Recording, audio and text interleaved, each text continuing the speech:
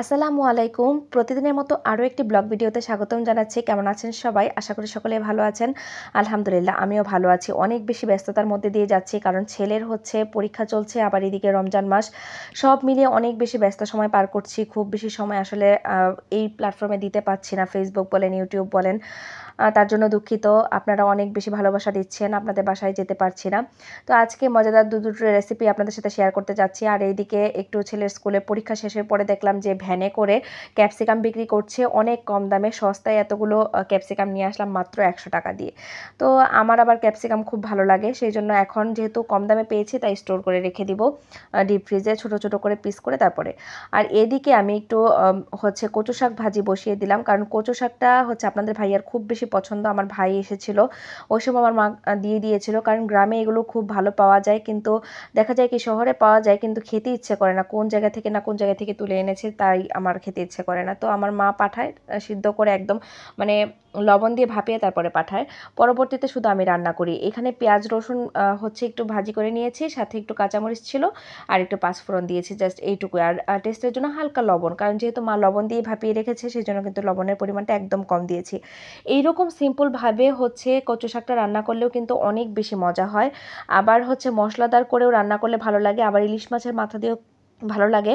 আমি কিন্তু সব রেসিপি আপনাদের সাথে এর আগে শেয়ার করেছি। যারা আমার আগের ভিডিওগুলো দেখেছেন তারা হয়তো দেখেছেন, আর যারা দেখেননি তারা তো আসলে জানেন না। আর টুকটাক কেনাকাটা তো লেগেই থাকে আমার। দেখা যায় কি বাইরে বের হলেই টুকটাক কেনাকাটার ওপর আছি। তো যাই হোক, এই দৈনন্দিন কিছু গ্রোসারিস যেগুলো লাগে সব কিছুই নিয়েছি।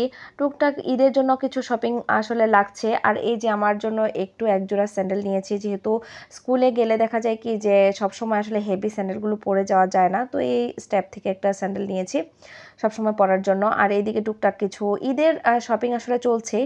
তো এখন দেখেন আমাদের দেশের কি একটা অবস্থা। এই যে রমজান মাস আসলে জিনিসপত্রের দাম বাড়িয়ে দেয়, জিনিসপত্র খুঁজে পাওয়া যায় না। যেমন তেল, স্বপ্নে তেল 1 লিটারের বেশি দেয় না। তো আমরা দুইজন গিয়েছিলাম, তাই দুইজনের দুইটা বিল করিয়ে তারপর 2 লিটার তেল নিয়ে এসেছি। কারণ এখন রমজান মাসে কিন্তু প্রচুর পরিমাণে তেল লাগছে, যেহেতু ভাজাভুজি করছি আবার রান্নাও থাকে, সেই জন্য কিন্তু দেখা যাচ্ছে যে অনেক বেশি তেলের প্রয়োজন পড়ছে। একদিনও যদি বাদ দেই যে আজকে এই জিনিসটা কিনবো না, আগামী দিন কিনে নিয়ে আসবো, তাহলে দেখা যায় কি যে জিনিসপত্র আর আসলে হয় না। কারণ যেহেতু কোনো অপশন নাই, বাসায় যদি একটা জিনিস শেষ হয়ে যায় পরবর্তীতে কোথাও থেকে কালেক্ট করবেন এরকম অপশন আসলে নাই। সেই জন্য দেখা যায় কি আমি জিনিসপত্র স্টোর করে রাখি। ইদানিংকালে ব্যস্ততার জন্য স্টোর করা সম্ভব হয়ে উঠছে না, কারণ দেখা যাচ্ছে আপনাদের ভাইয়াও একটু ব্যস্ততার মধ্যে দিয়ে যাচ্ছে, কারণ ওর বাড়িতে আসা যাওয়ার মধ্যে থাকে, কারণ ওর বাবা অসুস্থ, ও তো অসুস্থ, সেটা তো আপনারা জানেনই। তো যাই হোক, রমজান মাসে দেখা যাচ্ছে যে রান্নার প্যারা আমার একটু কম, খাবারের প্যারাটা। আমার ভাই এসেছিল সময় একটু টুকটাক রান্না টান্না করেছি, কিন্তু আমরা যখন থাকি বাসায় হাজব্যান্ড ওয়াইফ, কিন্তু তখন আমাদের কিন্তু দেখা যায় কি যে খুব বেশি খাবার আমরা খাই না, খুব কম খাবার খাওয়া হয়। আমরা দেখা যায় যে সন্ধ্যা রাতে ভাত খাওয়াই পড়ে না, ইফতারি করার পর আর আমরা ভাত খাই না।